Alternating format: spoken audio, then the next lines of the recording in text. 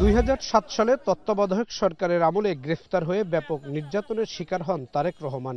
এক পর্যায়ে উন্নত চিকিৎসার জন্য 2008 সালের 11 সেপ্টেম্বর লন্ডন যান বিএনপির এই শীর্ষ নেতা।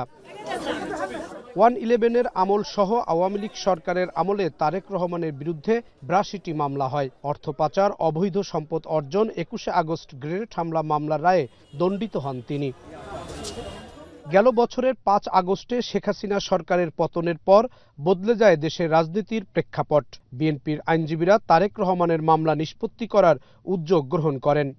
2007 সালে তার বিরুদ্ধে রাজধানীর 4টি থানায় চাঁদাবাজি মামলা করেন একজন ব্যবসায়ী। 19 বছর ধরে এই মামলার বিচার শেষ হয়নি। একই সঙ্গে মামলা বাতিল চেয়ে আবেদন করা ছিল হাইকোর্টে। গত 23 অক্টোবর উচ্চ আদালত তারেক রহমানের বিরুদ্ধে থাকা 4টি মামলা বাতিল করে দেন।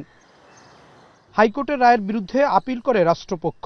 রোববার আপিল বিভাগের জ্যেষ্ঠ বিচারপতি আশফাকুল ইসলামের নেতৃত্বে 4 বিচারপতির আপিল বেঞ্চ মামলা বাতিলের রায় বহাল রেখে আদেশ দেন। তারেক রহমানের আইনজীবী বলেন, চাঁদাবাজি মামলার সঙ্গে তারেক রহমানের কোনো সম্পৃক্ততা পাওয়া যায়নি।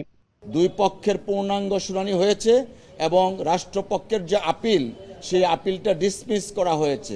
তার মানে দাঁড়ালো হাইকোর্ট ডিভিশন মামলাগুলো যে বাতিল করেছিলেন সেই বাতিলের রায় কার্যকর থাকলো। তারেক রহমানের বিরুদ্ধে এখনো 18টি মামলা বিচারাধীন আছে।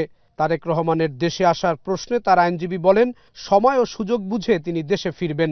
মামলা তারেক রহমান সাহেবের দেশে আসা না আসার সাথে সম্পৃক্ত না, কারণ জনাব তারেক রহমান সাহেব আমাদেরকে সিনিয়র অ্যাডভোকেট সহ আমাদেরকে সুস্পষ্টভাবে নির্দেশনা দিয়েছেন ওনার প্রত্যেকটা মামলায় যেন আইনগত প্রক্রিয়ায় মোকাবেলা করা হয়। তারেক রহমানের স্ত্রী জোবায়দা রহমানের বিরুদ্ধে থাকা মামলাও নিষ্পত্তি করা হয়েছে।